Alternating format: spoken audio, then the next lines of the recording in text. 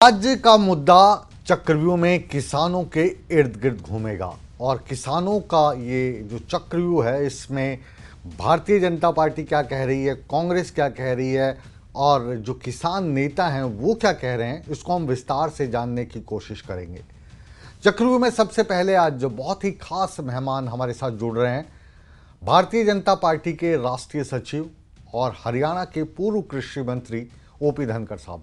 बहुत बहुत स्वागत है धनखड़ साहब आपका न्यूज़ 18 में। और काफ़ी अरसे के बाद आपसे बात हो रही है, मुलाकात हो रही है, तो चक्रव्यूह में आप सबका स्वागत है।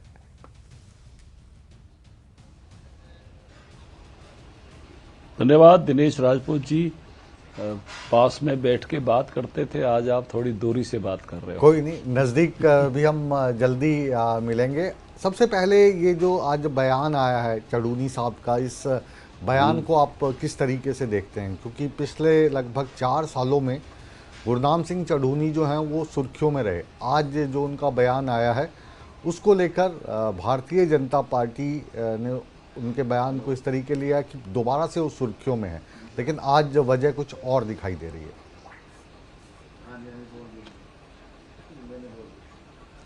देखिए, ये तो शुरू से ही था, इसमें कोई दो राय नहीं जो चढ़ूनी जी कह रहे हैं।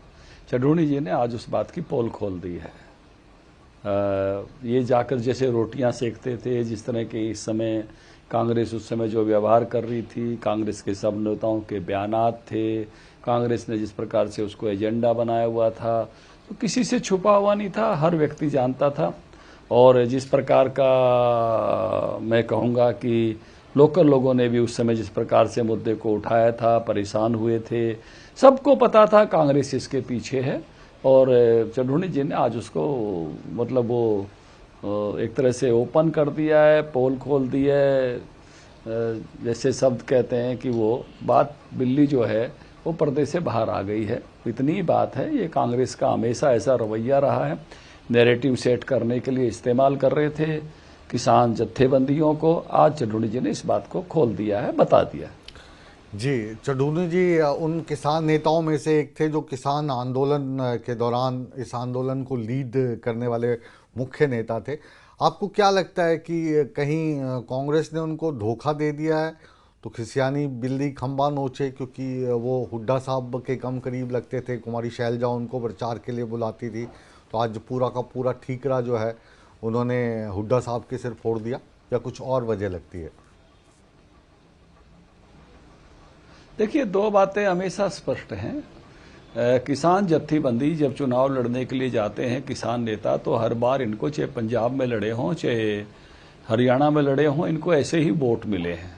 लेकिन एनवायरमेंट बिल्डिंग में, जिसको आप कह सकते हो कि एक समय ऐसा वातावरण उत्पन्न किया किसान जत्थेबंदियों के आंदोलन से, जिसमें कांग्रेस बैकग्राउंड में थी, ये मैं नहीं कह रहा हूँ, ये अब चढ़ूनी जी भी कह रहे हैं। और जिस प्रकार से उस वातावरण को निर्मित किया, हमेशा ही कांग्रेस ने हर वर्ग का दुरुपयोग किया है। और इस बात को समझना हो, जब भी मुझसे ये बात कही जाती है तो मैं बार बार एक बात कहता रहा हूं कि सुखदेव की चिट्ठी पढ़ो, गांधी जी के नाम लिखी हुई, कि पहले आप ऐसे सब आंदोलनों को उपयोग करते हो, बाद में उसका इस्तेमाल करते हो। और गांधी जी ने भी चिट्ठी लिखी सुखदेव को, लेकिन सुखदेव जी के मरने के बाद अपने अखबार में छापी। ये कांग्रेस का एक पुराना कैरेक्टर है और कांग्रेस इस प्रकार से हर प्रकार की चीजों का अपने लिए उपयोग करती आई है। और किसान जत्थेबंदियों का भी कांग्रेस ने अपनी राजनीति को फिर से लौटाने के लिए, जो राजनीति शून्य पर चली गई थी, उसका उपयोग करने का प्रयास किया, लेकिन वो प्रयास अब सफल भी नहीं हुआ और उसकी पोल भी खुल गई। जी, चलिए, चढ़ूनी जी और उनकी राजनीति या भाजपा या कांग्रेस की राजनीति को हम अलग से रखते हैं। अब सरकार बनने वाली है, तीसरी बार भारतीय जनता पार्टी कांग्रेस को हराकर फिर सत्ता में लौट रही है। मुख्यमंत्री नायब सिंह सैनी अभी तीसरी बार शपथ लेंगे, लेकिन उससे पहले वो मंडी में पहुंच गए हैं और धान की फसल का जायज़ा ले रहे थे, मंडी का जायज़ा ले रहे थे। वहीं पर फिर विपक्ष के नेता रणदीप सुरजेवाला भी पहुंचे। दोनों जो हैं वो बहुत किसान हितैषी लग रहे थे, लेकिन असल में धनखड़ साहब अभी भी अगर आप मंडियों में जाओगे तो जो फसल है उसका उठान नहीं हो पा रहा है। इस बात से सहमत हैं आप?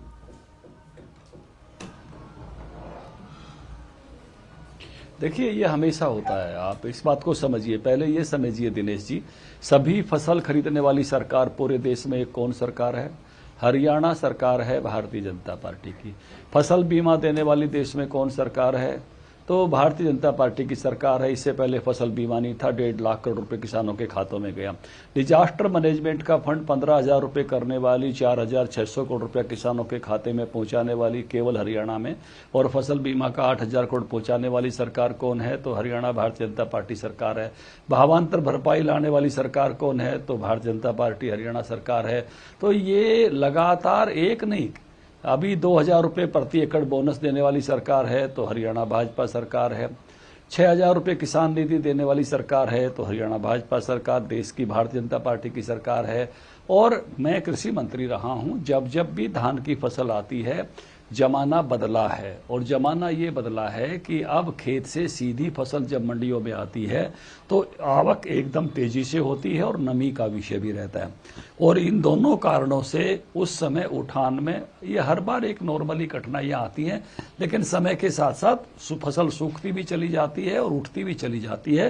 तो शुरुआती दबाव हर बार रहते हैं, और ये हर बार के हैं। आप पुरानी खबरें भी आपकी उठाएंगे तो हर बार के ये दबाव हैं, क्योंकि जितना बड़ा हमारा प्रदेश धान लेके आता है या गेहूं लेके आता है, हम अपना पेट भर के और लगभग 15 करोड़ लोगों के लिए और अनाज पैदा करते हैं। लगभग 6 से 7 करोड़ क्विंटल धान लेके आते हैं, लगभग इतना ही हम गेहूं भी लेकर आते हैं। तो उस समय एक बार प्रेशर आता है हमारे मंडी सिस्टम पर, ये हर बार की बात है। लेकिन सने सने सारे को समेटते हुए हम अपने निश्चित परिणाम तक और डायरेक्ट पेमेंट किसानों के खाते में करते हुए पहुंचाते हैं। ये बेस्ट मैनेजमेंट, देश के बेस्ट सिस्टम में से एक सिस्टम हमारा है। लेकिन इसमें चैलेंज है, नमी का चैलेंज भी है, एकदम आवक का चैलेंज भी है, हर बार आता है। जी, आप जब कृषि मंत्री रहे और आप हमेशा दावा करते रहे कि जो कांग्रेस है वो 1 रुपये का चेक या 2 रुपये का चेक मुआवजे के तौर पर देती थी, लेकिन उस वक्त कृषि मंत्री रहते हुए आप इतने खुश दिखाई देते थे कि आप कह रहे थे कि ये जो मुआवजे का चेक है इसको देखकर नाचने का मन करता है। अगर आपको याद हो, मुझे आपका वो बयान याद है। तो आज की तारीख में 2024 में किसानों को लेकर जो किसान की हितैषी सरकार भाजपा होने का दावा करती है, वो धरातल पे आप उसको कितना देख पा रहे हैं? मेरा वो बयान याद कराइए ना। मैंने एक बार नहीं, सैकड़ों बार कहा है, जब ओले पड़ते थे तो मेरी माँ कहती थी बेटा तवा मुधा मार दो। और आप वो नरेंद्र मोदी जी की रेवाड़ी रैली का वो बयान याद कराइए, जिसमें मैंने कहा था कि आगे ओले पड़ेंगे तो सरकार के खजाने पे पड़ेंगे, किसान के खेत में नहीं पड़ेंगे। और आज हम 12,600 करोड़ रुपया बीमा प्लस डिजास्टर मैनेजमेंट का फंड किसानों के खाते में पहुंचा चुके हैं। और मुझे इस बात की प्रसन्नता है कि जो वादा हमने सरकार आने से पहले 13 में किया, अपने कृषि मंत्री रहते हुए मिनिमम 500 रुपये का चेक 6,000 से 12,000, अब 15,000, और फसल बीमा की योजना भी हम हरियाणा में बनाकर ले गए माननीय प्रधानमंत्री जी के कार्यालय में। आज अरुण जेटली जी स्वर्ग में हैं, मैं यहां हूं, उन्होंने एक्सेप्ट किया, और आज देश के किसानों को 1.5 लाख करोड़ रुपया, हरियाणा के किसानों को 8,000 करोड़ रुपया इससे मिला है। और निश्चित रूप से मुझे इस बात का संतोष है, सेटिस्फेक्शन है कि हम अपने समय में किसान को जोखिम भरी करने में कामयाब हुए। जी, अब दूसरे मुद्दे पर आते हैं, जो अब कुछ दिनों के बाद सुर्खियां बनेगा दिल्ली की, एनसीआर की, और ये सुर्खियां होंगी पराली को जलाने को लेकर। और पूरा जो एनसीआर है या हरियाणा का इलाका है, पंजाब का इलाका, यहाँ पर किसान जो हैं पराली को जलाएंगे। तो उस समस्या से निजात पाने के लिए आपने सरकार को कुछ मंत्र दिए हों कि इस पराली की समस्या से किसानों को भी निजात मिले और जो आम आदमी देखिए, लगातार उस समय सारे यंत्र जिनसे Dinesh ji custom hiring centre बनाए थे, धनगर साहब बीच में आपको रोक रहा हूँ, बीच में रोक रहा हूँ। आपको आपके सारे वायदे याद हैं, मेरे नाम को लेके आप कंफ्यूज हो गए। मुकेश राजपूत बोल रहा हूँ सर मैं। ओ सॉरी, क्षमा करें। नहीं, हाँ मैंने कहा क्षमा चाहता हूँ मुकेश जी, क्षमा चाहता हूँ। मेरे एक फुल टाइमर का नाम मेरे मुंह पर आ गया। जी मुकेश जी, उस समय आपको याद होगा कि हमने जाकर हाथों में सब्सिडी दी थी। हाँ। और कस्टम हायरिंग सेंटर बनाए थे, और जो है किसानों को रोटावेटर और बाकी सब मशीनें, बल्कि मुझे इस बात की प्रसन्नता है कि हमने इसको सामाजिक सिंबल भी बनाने का प्रयास किया था। जब बेटे आदित्य की शादी की थी तो उसको जो भात में भी जो है रोटावेटर जो है वो भाती लेकर आए थे, जिससे समाज में ये मैसेज जाए कि हम पराली नहीं जलाएंगे और फसलों का जो है इस पराली का उपयोग अगली फसल के लिए खाद के रूप में कैसे हो, उन सब उपकरणों का उपयोग करेंगे। और इस प्रकार से सने सने हमने इससे जो हमारा एक बड़ा प्लांट लगा है पानीपत रिफाइनरी में, इसको किस प्रकार से सीएनजी में कन्वर्ट किया जा सकता है, कुछ और प्राइवेट लोगों ने में प्लांट लगाए हैं और इससे ये जो पैलेट्स बनाकर इंडस्ट्री में उपयोग हो सकता है। हमारी जो झाड़ली के प्लांट हैं उनमें भी कुछ मात्रा में परसेंटेज में इसका उपयोग हो रहा है। तो अनेक उपाय उस प्रकार से किए गए कि पराली को जो है उपयोग हम उस रूप में करें और आप उसका बदला हुआ रूप देख भी सकते हैं। जगह जगह पराली के ढेर आज आपको मिलते हैं और जो है लोग उसका भिन्न भिन्न रूपों में उपयोग कर रहे हैं, चाहे पैलेट्स के रूप में है, चाहे सीएनजी बनाने के रूप में है, चाहे अन्य उपयोगों में है। तो कुछ तो बेहतरी हम हरियाणा में कर पाए हैं, अपने पड़ोसी राज्य की तुलना में तो बहुत सारी कर पाए हैं। और मुझे लगता है कि किसान की जागरूकता इसको शून्य पर ले आएगी, सने सने हमको और आगे बढ़ानी है, तो जिससे हम जो है बिल्कुल ही पराली बिल्कुल भी ना जलाएं। और ये चैलेंज आता है सर्दियों के दिनों में, दिसंबर में, जनवरी में विशेष तौर से। और मुकेश जी, एक बात मैं कहना चाहूँगा कि जैसे समर वेकेशन होती है, दिल्ली जैसे एनसीआर में हमने विंटर वेकेशन शुरू करनी चाहिए 15 दिसंबर से 15 जनवरी तक, जिससे छोटे बच्चों को और को बाकी सबको उस समय बाहर ना निकलना पड़े। और हमारे जो उस समय समर में हमको ऐसी कोई दिक्कत एनसीआर में नहीं आती है। आजकल बहुत सारी चीज़ें ऐसी हो गई हैं, एयर कंडीशंस हो गए हैं, गाड़ियाँ, स्कूल्स, बाकी सब। लेकिन विंटर वैकेशन से हम इस प्रकार के पोल्यूशन को, अपनी नई जनरेशन को भी बचा सकते हैं और उस बाहरी भीड़ को भी बचा सकते हैं जो उस समय होती है। तो और ये तो हमको रोकना ही पड़ेगा, जो जिन कारणों से पोल्यूशन। आप जो ये आइडिया दे रहे हो, यहाँ पे आपकी सरकार तो है नहीं, इस आप से मेरा तात्पर्य भाजपा की है। यहाँ पे तो आपकी सरकार है, आम आदमी पार्टी की, तो वो आपका आइडिया मानेंगे नहीं धनखड़ साहब, मुझे ऐसा लगता है। तो पराली को लेकर ही कुछ सोचना पड़ेगा हरियाणा को। ऐसा है कि फरवरी के बाद हमारी सरकार नहीं मुकेश जी, फरवरी के बाद हमारी सरकार वहां आने वाली है। अभी मान जाएंगे तो अच्छा है, नहीं तो सरकार फरवरी के बाद भारतीय जनता पार्टी की सरकार दिल्ली में भी आने वाली है। जी अच्छा, 91 मंडियां हैं अपनी हरियाणा में जो खरीद केंद्र हैं। इसमें एमएसपी जो है अभी 2300 रुपये के करीब प्रति क्विंटल दिया जा रहा है। जो ए ग्रेड धान की एमएसपी है वो 2320 है।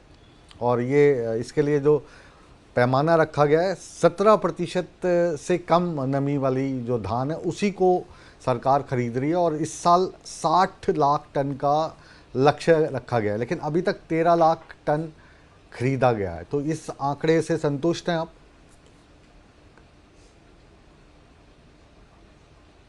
नहीं, वो तो पूरा का पूरा खरीदते हैं, जितना भी आता है उसके लिए आप निश्चिंत रहिए।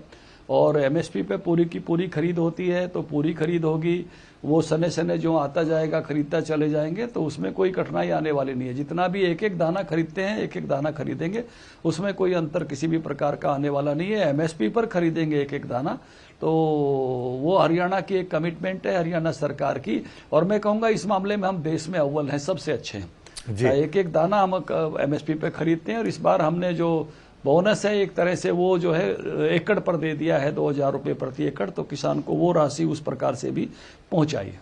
जी चलिए, आखिरी सवाल, ये जो 91 मंडियां हैं जहां पर खरीद हो रही है, जब आप कृषि मंत्री थे तो अब भी आप लगातार जनता में रहते हैं और जनता से बात करते हैं, इनमें पर्याप्त आप कहें कि सुविधाएं हैं? जितना अनाज हमारे यहाँ पे उत्पन्न हो रहा है उसको हम ठीक ढंग से पहले मंडियों में रख सकें, उसके बाद जहाँ उसको भेजना भेज सकें, क्योंकि जब भी बारिशें आती हैं तो फिर अगली खबर यही आती है कि इतना अनाज भीग गया, इतना ख़राब हो गया। तो इसको लेकर क्या कदम उठा रही है सरकार? सामान्यतः इस सीजन में वैसी कठिनाई नहीं होती है। वैसे तो हमारी ये जो प्रिंसिपल यार्ड हैं वो कुछ और भी बढ़ गए होंगे, पहले 108 थे और लेकिन हर फसल के लिए कुछ नोटिफाई होते हैं, क्योंकि जहाँ जो फसल आती नहीं है तो वहाँ उसकी परचेज भी नहीं होती है। तो हो सकता है हमारे कुछ जिलों में इसकी परचेज नहीं हो रही होगी, तो जिन जिलों में होती है उस नाते 19.1 का आंकड़ा आपका सही होगा, क्योंकि मैंने लेटेस्ट आंकड़ा देखा नहीं है। लेकिन जो दूसरी बात है, इस बारे में भी मैं एक सुझाव सरकार को भी दे रहा हूँ आपके माध्यम से। एक जो बहुत सारी चीज़ों का बीमा होता है और नई सरकार बन रही है, तो इस समय मंडी में आने तक का बीमा तो भारत सरकार देती है, लेकिन मंडी में आने का बाद और गोदाम तक जाने वाली फसल का बीमा भी सामूहिक रूप से मार्केटिंग बोर्ड ने करना चाहिए। ये सुझाव आपके माध्यम से मैं सरकार को भी दे रहा हूं और आज एक पब्लिक डोमेन में नया सुझाव दे रहा हूं। तो इस समय जो भी हमारा 6 करोड़ क्विंटल 7 करोड़ क्विंटल जितना भी अनाज आने वाला हो, चाहे वो रबी पे आता हो चाहे खरीफ पे आता हो, सबका एक सामूहिक बीमा कर लेना चाहिए, जिसके कारण से ना आड़ती का नुकसान हो, ना किसान का नुकसान हो, ना जो है जो परचेज की हमारी जो एजेंसीज रहती हैं जिनके गोदामों में माल जाता है, या ये तो अभी सारा का सारा धान तो हमारा जो है राइस सेलर्स के पास जाता है, ये प्रति महीने के हिसाब से लौटाते हैं, तो किसी का भी नुकसान नहीं हो। एक नया विचार आपके माध्यम से मैं दे रहा हूं कि एक सामूहिक सा बीमा उस अनाज का करा लेना चाहिए जो इस समय मंडी में बिक्री के लिए आता है और अपने निश्चित गंतव्य पर पहुंचता है, चाहे वो राइस सेलर के पास है और चाहे वो गेहूं आता है तो गोदामों में पहुंचता है, सरसों आती है तो गोदामों में पहुंचती है। जी, चलिए, आप अपना सुझाव देने के लिए न्यूज़ 18 का प्लेटफॉर्म चुन रहे हैं, तो जो आप हम में विश्वास से जता रहे हैं, तो इसके लिए तो मैं आपका शुक्रिया कहूँगा। लेकिन जो ओम प्रकाश धनखड़ साहब हैं, ये रोज़ मुख्यमंत्रियों से मिलते हैं, मंत्रियों से मिलते हैं, प्रधानमंत्री से मिलते हैं, नड्डा साहब से खास दोस्ती है, तो आप तो इस बात को जहाँ पर पहुँचनी चाहिए वहाँ पर खुद भी बहुत अच्छे से पहुँचा सकते हैं, ताकि हमारे हरियाणा के किसान भाइयों का और भला हो।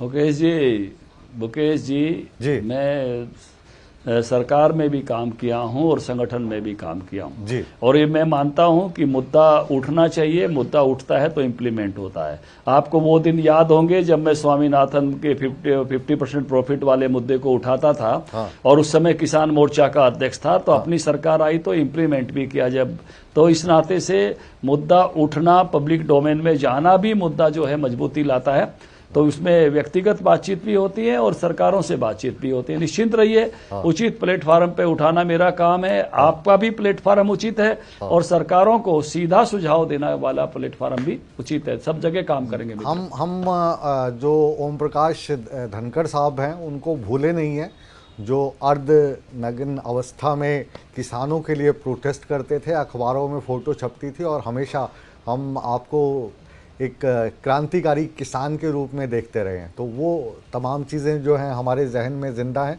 और पूरी उम्मीद के साथ। भाई साहब ये बताइए, वो आप बात छोड़ जाते हो जी, आप वो बात छोड़ जाते हो, आप फोटो याद कराते हो, फोटो के कारण हुए बदलाव भी याद कराइए। हाँ, नहीं वो उस आंदोलन के कारण कितना बड़ा बदलाव, चाहे 50 प्रॉफिट के साथ फसलों, वो भी याद दिलाइए। नहीं वो तो बदलाव मैं जब कहता हूँ उसी क्रांति से शुरू हुआ कि कुर्ते से जो आमदनी उतारने से होते उससे बड़े बदलाव हुए। हाँ, तो वो बिल्कुल आप ठीक बोल रहे हैं, लेकिन वो बदलाव की शुरुआत वहीं से हुई ना। वो आपने आंदोलन किया, फोटो छपी, टीवी पे आए और फिर जनता ने आपको चुन के भेजा, आप कैबिनेट मिनिस्टर बने, कृषि मंत्री रहे जी। तो ये सारी चीज़ें जनता के जहन में हैं और हमेशा रहेंगी, और जो किसान हैं वो बड़ी आस से देखते हैं ओपी धनखड़ की तरफ, और इसलिए फिर हम ओपी धनखड़ को लाकर किसानों की और याद दिलाते हैं ताकि आप और क्रांति करें और हमारे किसान भाइयों का भला हो। धनखड़ साहब, धन्यवाद मुकेश जी, आपने आज इस मुद्दे पर मुझे जोड़ा और किसानों के मुद्दे पर बहुत सारी चर्चाएं की। आपका आभार व्यक्त करता हूँ। बहुत बहुत शुक्रिया, आपने अपने कीमती समय में से समय निकाला और न्यूज़ 18 के साथ जुड़े। तहे दिल से हम आपका शुक्रिया अदा करते हैं। तो